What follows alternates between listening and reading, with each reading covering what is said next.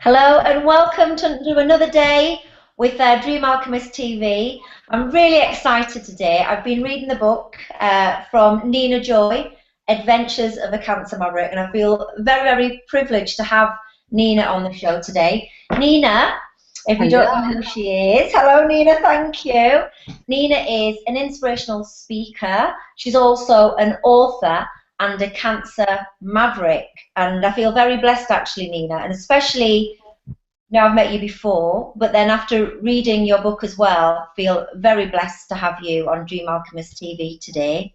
So thank you very much. Thank you for asking me. Yeah, you're welcome. So if we can start off, because I always like to get into it straight away, if you can start off by sharing part of your story and in your journey from the beginning, if you don't mind. No, I don't mind at all.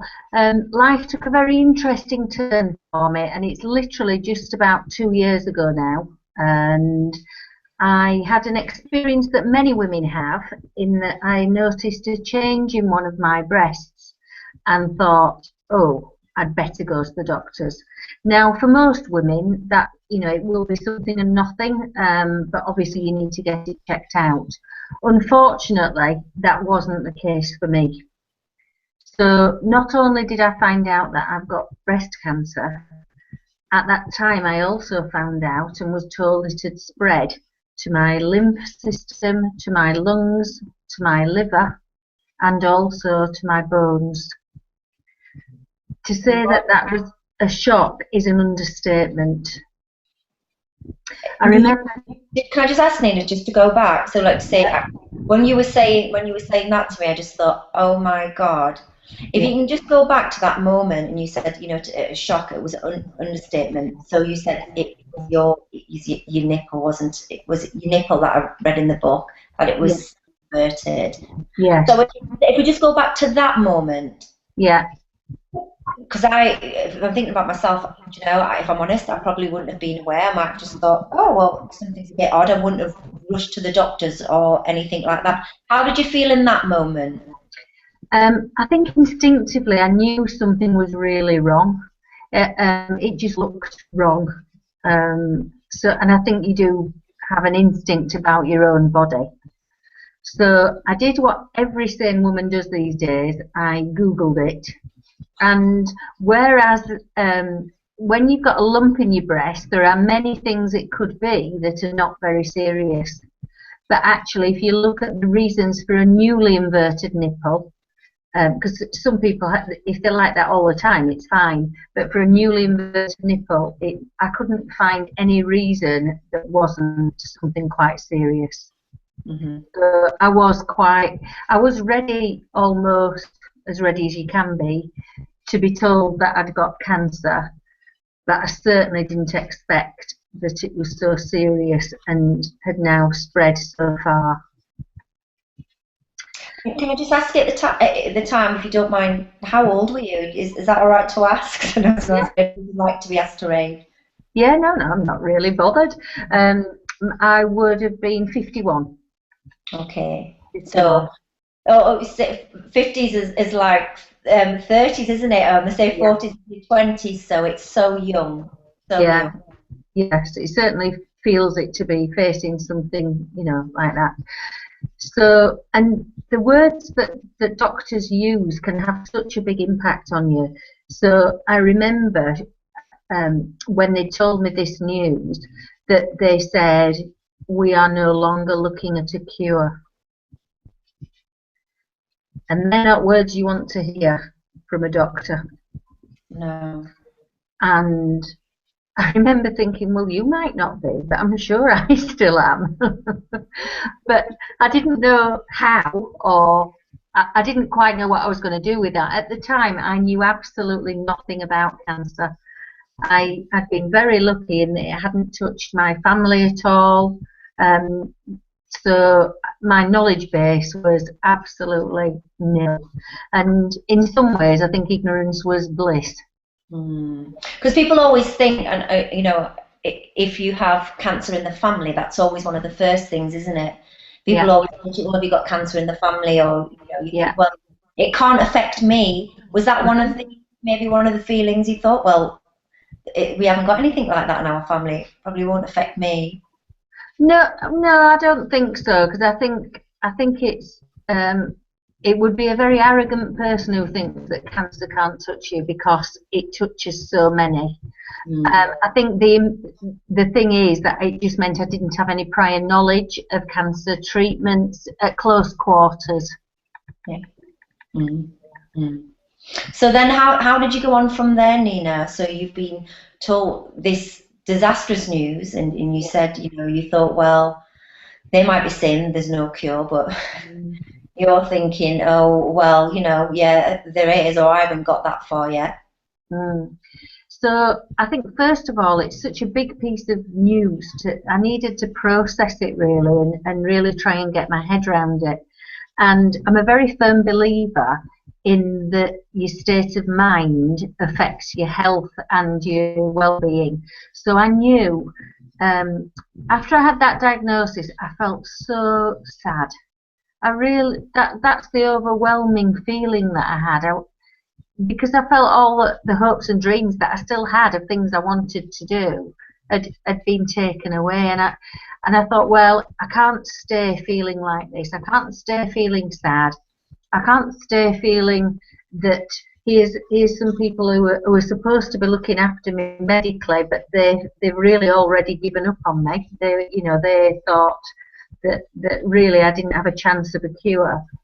So first of all, to process the information, I did a couple of things that I do on a regular basis, but I really needed them. One is to figure out what I was grateful for, because I thought that might just give me a bit of a lift out of this dark place. And I did have to look very hard to find something that I was grateful for. But I thought, well, I'm really grateful this isn't happening to my sister.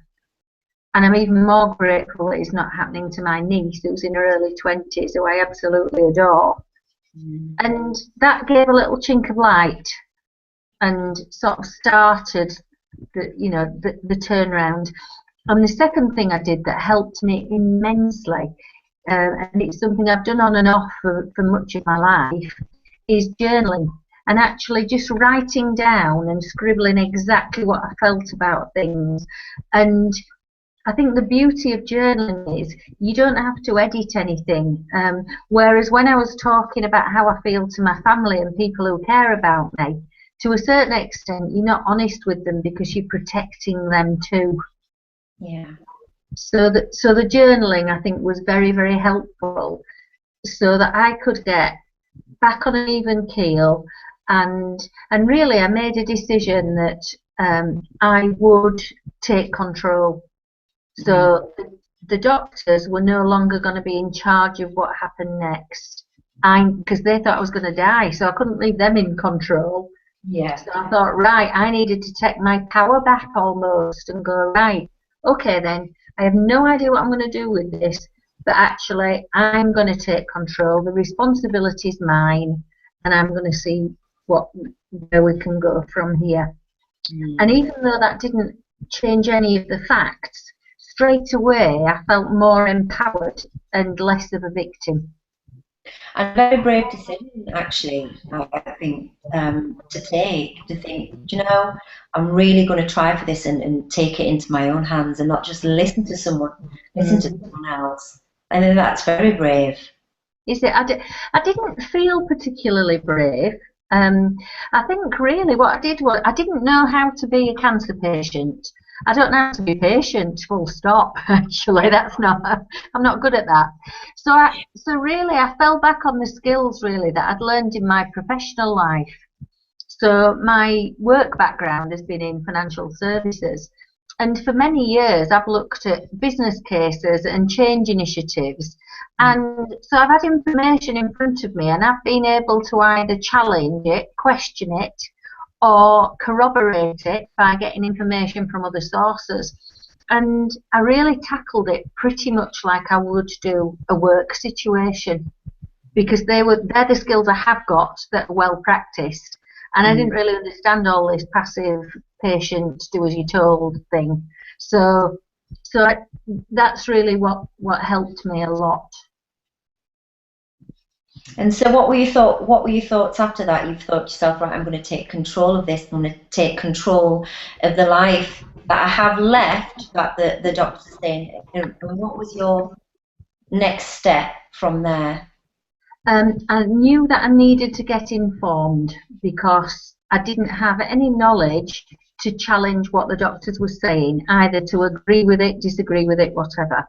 So I started to get better informed. So I read much of the literature that you're given, and you're given a lot of booklets and things, from Macmillan booklets, breast cancer care, all those sorts of things. So there is quite a lot of information there for you to read.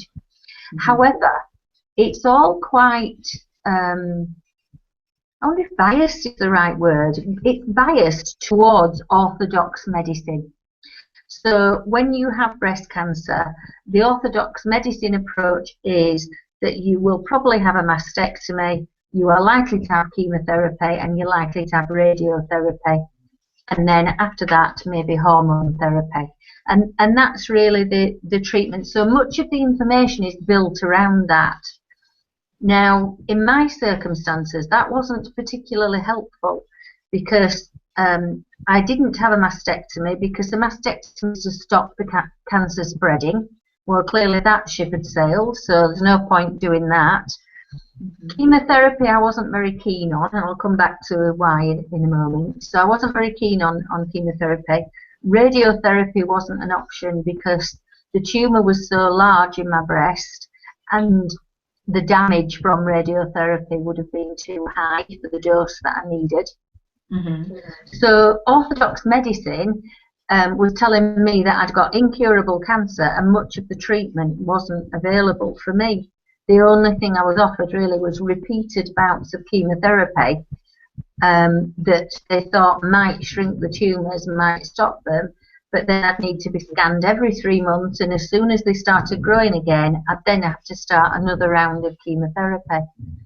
And that's what was on offer.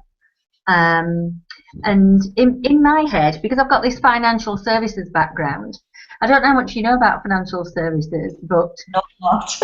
right. Well, in the marketplace of financial services, you have what's called tied agents, and you also have IFAs, independent financial advisors. So a tied agent can only sell policies of the company they work for.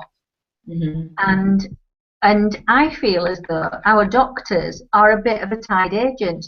They can only advise you on the limited therapies they've got.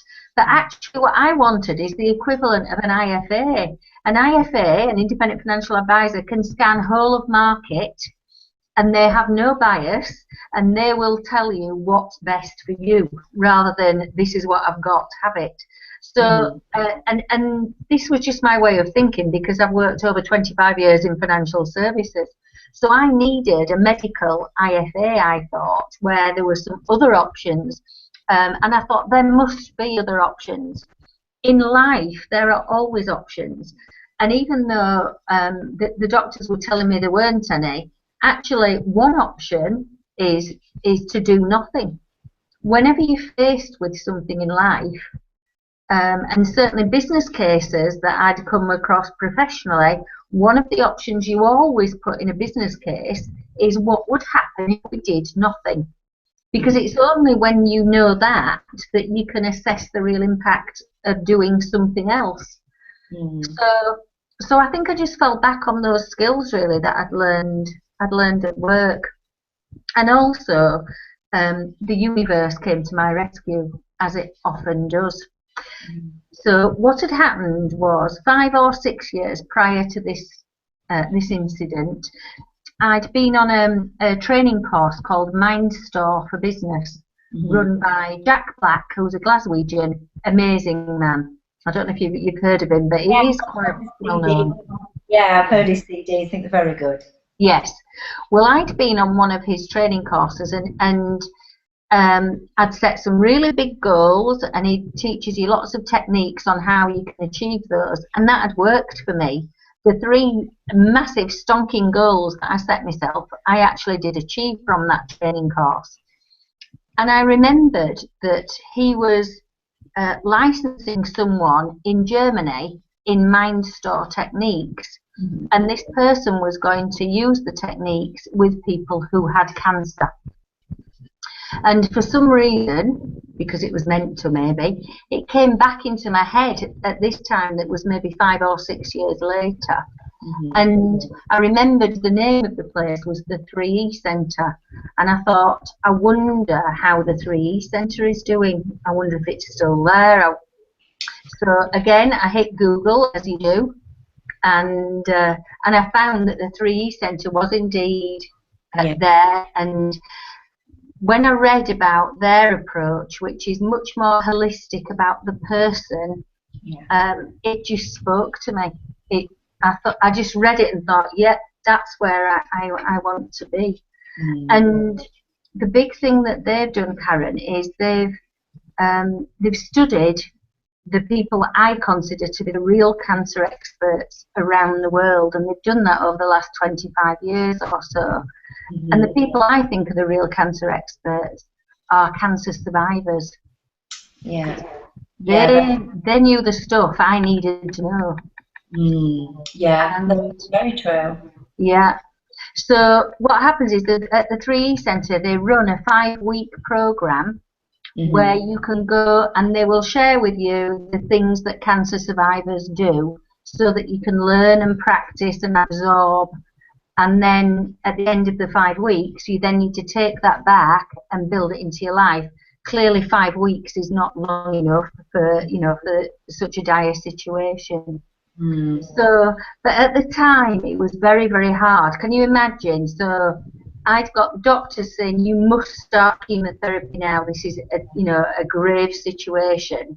And on the other hand, I'd got this urge to toddle off to Germany to this 3E Centre. I didn't know anybody who'd been there for cancer. I didn't know anybody who'd been cured. And I couldn't articulate exactly why I wanted to go. I just knew that I did. I just felt it was the right thing. The people who love and care for me, who have all seen people have chemotherapy and lots of them get better, they were scared. They were scared that I was gambling with my life, and I probably was. And what gave you the strength to do that? Because I can imagine that must have been such a challenge, and I think I would have been the same, actually, thinking that when you're going to try something that you don't know anybody who's been there. How did you make that decision if you've got people that you love that are thinking, oh, please, go for the chemo, doctors who we put so much trust in, with our lives. I mean, I work with doctors, do some training with doctors, so, we put so much trust in them. What gives you strength, Nina, to think, no, I'm gonna actually trust myself? It was a big thing. While I was tussling with this decision, that was probably the worst time after my diagnosis. So I had these real swings of, one from hour to hour. 1 hour I was thinking, oh yes, I'll definitely go to Germany. And then the next hour I was thinking, no, I can't do that. I've got to do, what's recommended here. But I think it boils down to actually really, really listening to yourself. And going inward. And something that I've learned to do since, I wasn't very good at it then, is meditating. And I believe you've really got to just stop the world and go and go inward and really tap into, well, some people would call it your gut instinct. Some people might go, well, no, actually it's my heart. What do I feel in my heart of hearts? Other people might feel that it's consulting what they really believe in their head. I think people make decisions in different places. For me, it's often gut instinct. If I'm taking a decision that I think is not right, I feel quite sick, quite nauseous. So for me, it is that gut instinct. And I remember my sister asking me, and she looked at me so afraid, and she said, "How do you know you're making the right decision?" And I said to her, I don't know it's the right decision, but I do know it's the right decision for me.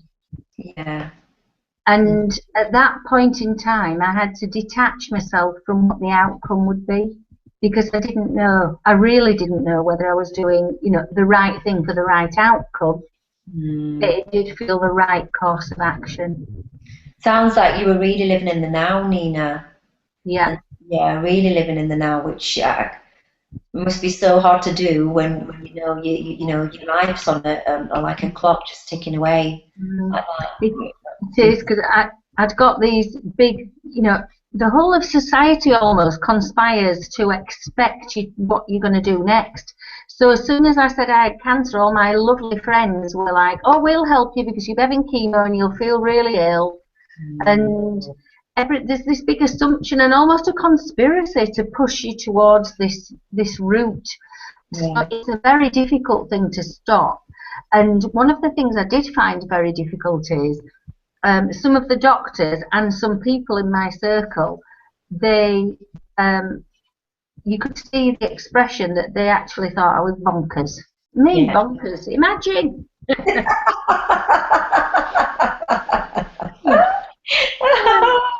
I can't imagine. Can I just ask you? You mentioned before about chemo and why it felt like it wasn't for you. Why was that? I just feel, well, first of all, let me just tell you my view of cancer, because I think there's a lot of language around cancer that I don't buy into. I am not having a battle with cancer, and I'm not fighting it. This is something that my body has made because of various things that are going on around me and inside it. And I'm really a big believer in the power of our body to perform miracles, because it does every single day. I cut my finger this week on a tin of tuna fish, and it bled like mad, and yet when you look at it now, you can hardly see it. Yeah. Now, that's a miracle. And I don't know why somehow we don't believe that the body that is so clever at doing so many things, why don't we believe it can do those clever things around cancer? I don't know why we don't. So instinctively, I'm thinking, right, okay, well, clearly my body's in crisis and I'm quite ill. Well, normally, if that was a child of yours, you would want to love and nurture. And then you look at chemotherapy and you go, okay, then, so here's somebody who's having a health crisis, who is really quite ill. I know, why don't we pump the body full of poison? So why do we think that's normal? I don't know. The origins of chemotherapy are around mustard gas that was used to kill soldiers. That's the origins of it. And everybody will have seen chemotherapy.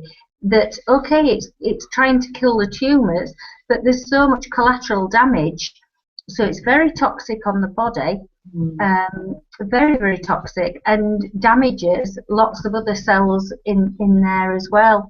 So I feel as though it's a bit of a sledgehammer to crack a nut, and I thought, well, if my body's got all these tumours and things are so bad, surely even if we tackle the tumours, that's only the symptom. What's the root cause that has made my body to do this? So I see cancer as being the biggest wake-up call ever. And it's actually begging your body to do something different about your life and your body and your lifestyle and whatever else. Would you say before that your lifestyle was a challenging lifestyle? I mean, what was your lifestyle like before? Because I can imagine if you were in financial services, was it stressful? It was a little bit stressful, but to be honest, I loved it. I thrived on it.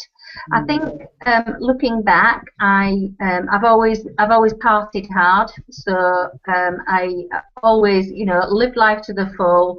Partied a lot, didn't really ever, so I've talked to you now about being still and quiet and going inward and listening to yourself. I don't think I did that. I didn't have time. I was far too busy shooting off to the next thing, and I didn't look after myself very well. I think most of us don't. I think we push through things. We go, well, I've got a bit of a sore throat. Doesn't matter. I'll go to work. Instead of saying, I wonder why I'm getting a sore throat, or whatever. So I never considered my health really. Luckily, I thought, very healthy, and never really suffered from illness. So anything that did happen, I just pushed through it and carried on. And looking back now, I can see some things that were going on in my life that were really very stressful to me.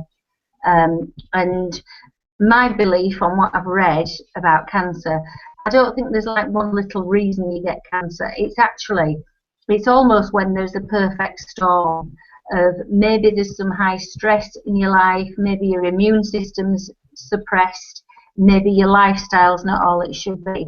It's when all those things collide that your normally very clever immune system actually just can't quite keep cancer at bay. Oh, Nina, it's just so. I just think going the route that you did do, and not having the chemo, I do think that is so brave to go that way. So when you were at the centre, going to the centre, what were the things that you learnt there that helped you? Because that 5 weeks, you had that 5 weeks to learn how to treat you better and how to think, right, okay, cancer, I'm going to be this maverick. What are the things that you learned there, the strategies that you took with you? There's 3 broad principles, if you like, that they discovered. People who survive cancer, these are the 3 areas that they tackle in their lives. So the first one is to do with your state of mind. And I don't just mean a bit of positive thinking, because clearly that does not touch cancer. But it's about really looking after making sure you're mentally in shape. So, for example, one of the things they had us doing when we first arrived there was trying to figure out what in my life needs to stop. Or what in my life isn't working for me anymore. And these are questions we should all ask ourselves, aren't they? But again, in life, we tend to just carry on. So maybe, you're in a relationship that actually has far outlived and might be quite toxic, but yet we actually just carry on and try and make it work, when maybe the right answer is to walk away. Or maybe people are in a job that they really hate and don't like, and actually maybe they should tackle that. So it was quite deep, and we did some things, just briefly, we did things like we had a day of silence where you didn't speak to anybody. And again, this is about that inward thing and tapping into what you really feel about things. And we also did some exercises around forgiveness, because many people are carrying something around. The person you might need to forgive, first of all, might be yourself. Maybe you're carrying some guilt or some baggage about things you have or haven't done. And also it might be that you need to forgive others. Maybe it's parents that maybe didn't give you the upbringing you might have wanted for yourself, or whatever. So we did a lot around that, and at the end of those 5 weeks, mentally I felt really very strong after having done all this. So that's one of the 3 things. The second of the 3 things is around toxicity, and our bodies are very good at coping with a certain level of toxicity, but actually when they get overloaded they can't cope. So when I talked before about this perfect storm, actually there can be a point in time when you're overloading your system again and again, it can't cope. So I learned a lot about how to take less toxins in your body, so about products you use and keeping away from chemicals and electromagnetic pollution, etc. And then also learning how to help your body get rid of more toxins. So for example, your liver is a big is one of the biggest organs that gets rid of toxicity. So there are various practices that I do to look at my liver. Yeah. Because it's got a lot to do. So that's the second thing. And then the third thing that cancer survivors do is all about nutrition. So it's about eating raw, organic, good food, eating a mainly vegetarian diet, drinking juices every day, drinking herbal teas, not coffee, and keeping your body in like an alkaline state, because cancer likes acidic. It thrives in acid, so keeping you'll have seen probably some alkaline diets, and that's good for cancer. So broadly speaking, those were the three sort of guiding principles that we worked around. Plus I did have some what many people would consider alternative treatments for cancer. Like, for example, I had some intravenous vitamin C drips and other things like that while I was there as well. So going for your raw diet and things that we that people always think, oh, food, but your food is so important, isn't it? Yeah, it is. Really, really important. And I thought what was really interesting, what you said, I wrote it down, so if you wonder why I'm looking over here, was questions, things like forgiveness, having the stillness, stillness in your life. I'm a huge meditator. It's been life changing for me. I go silent once a month, a full day of silence every month, and every year I do a 10-day silence, and that has been life changing. And also forgiveness, working on forgiveness, and like you said, I think always starting with yourself, and really asking yourself the questions of, what is it that I need to stop in my life, or what am I doing, and really looking at what is toxic in your life. Really going that deep and thinking, right, okay, I've got this body, because we take it so for granted, don't we? I did, definitely. Yeah, until it's on the timer. What would you say was your biggest, I'd say, aha moment, really, or awakening for you, thinking that was really life changing for you in this moment, thinking, wow, I didn't know I did this, or I thought this way, or what really made you kind of wake up and think, right, this. And I know it was obviously you've got cancer, but what was those moments when you thought, wow? I think sort of one of the biggest things that I've learned throughout this is that actually we all need to look after ourselves better. I think that we all, and especially women, we put an awful lot of care and attention into looking after everybody else. Yeah.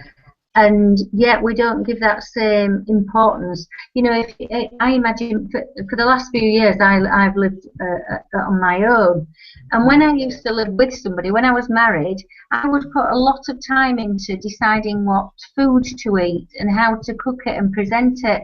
Well, I don't do that for myself. Yeah. Or sorry, I didn't. I do now.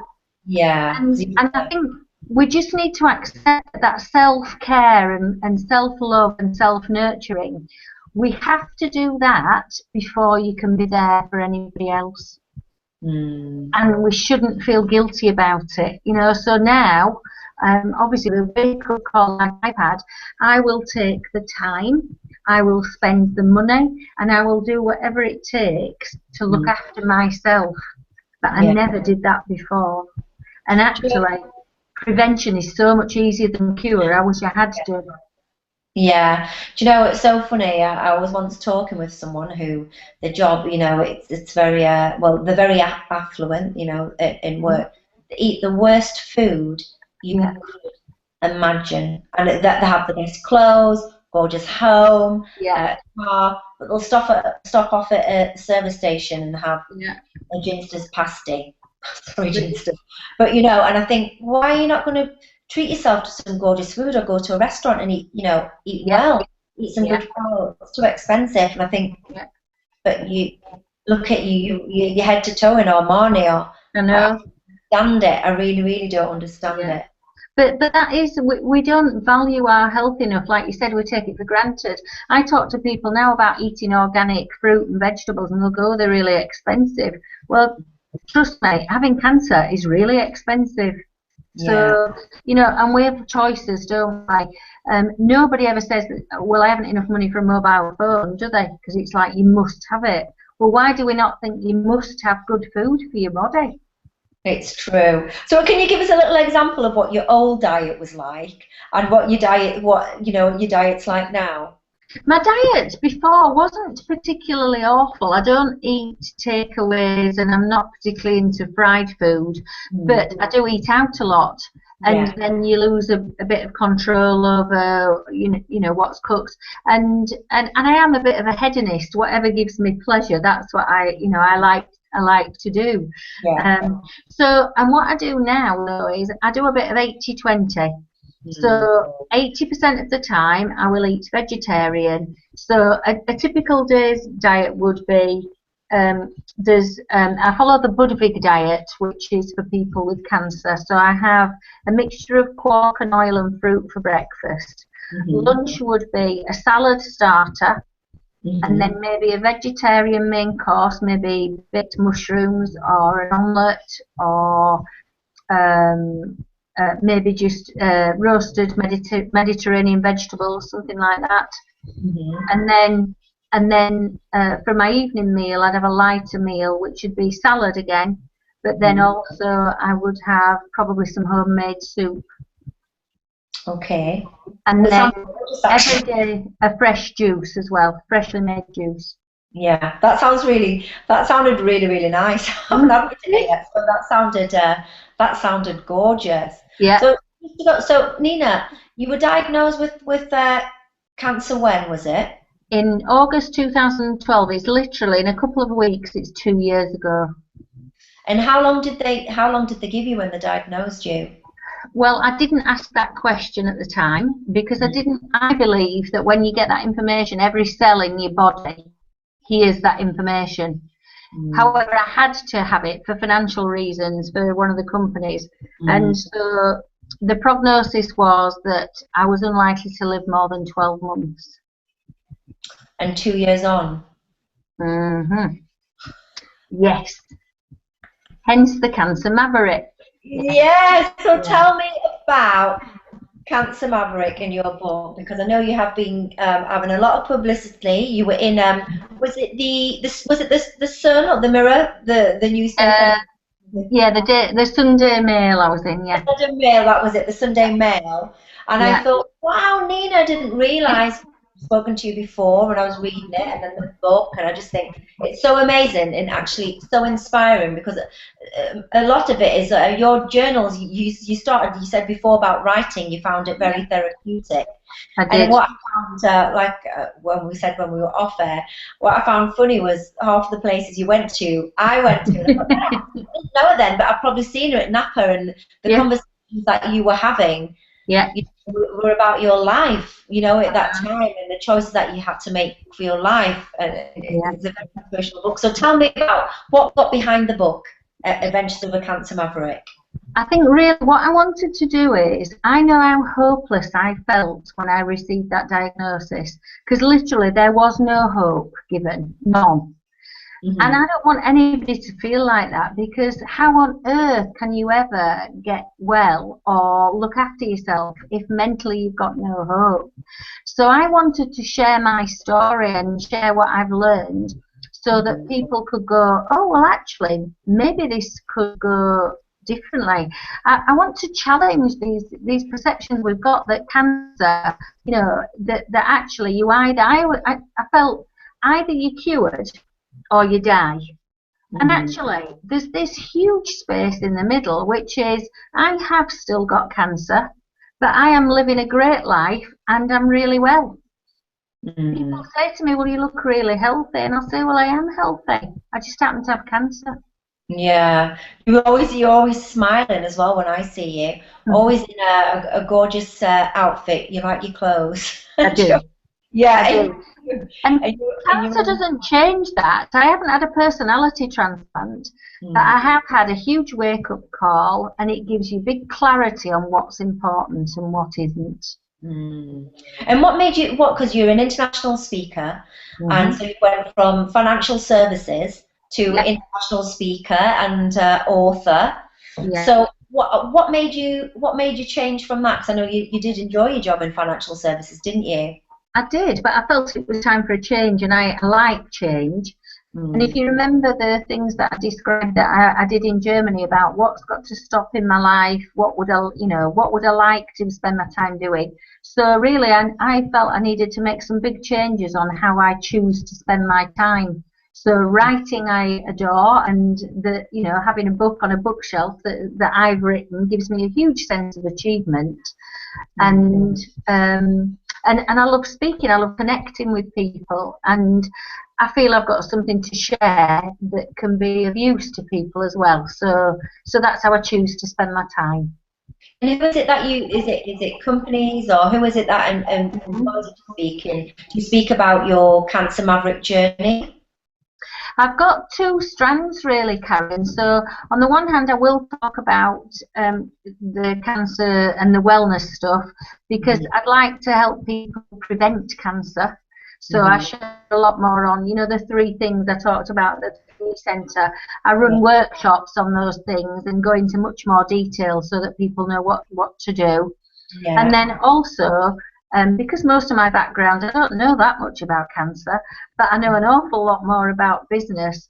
So I also talk to businesses who are facing massive change and challenge, like I am, and to help, I can give them some examples of how I cope now, but also how I did in the corporate world as well. So it's very diverse, Yes, isn't it? I Yeah. like a bit of variety. Yeah, it's the same with me. I do variety, the spice of life, isn't it? Indeed. So to ask you, Nina, for anybody who, because there'll be someone somewhere now Yeah, who's had the same, yeah. heartbreaking conversation today, what advice would you be able to give those people? Yeah. I think the first thing that you need to do is I call it hit the pause button. Just stop and give yourself some time.